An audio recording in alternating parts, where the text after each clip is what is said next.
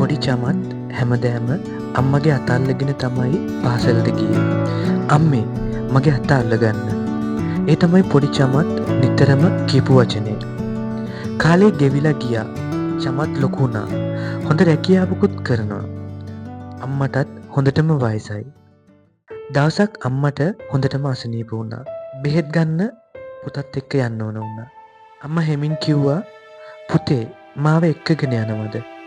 ඒත් චමත් තරහෙන් කිව්වා අම්මේ මට ලැජ්ජයිනේ. අම්මා තනියම ගියා. චමත් යාළුවොත් එක්ක විනෝද වෙනවා.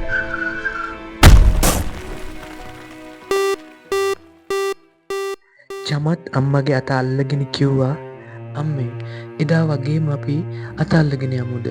ඒත් අම්මගේ කටහඬ නිහඬයි. අම්මා වෙනුවෙන් දෙයක් කරන්න කල් දාන්න එපා. අත මග ඇරුණොත් ආයෙ දවසක් නැති වෙයි.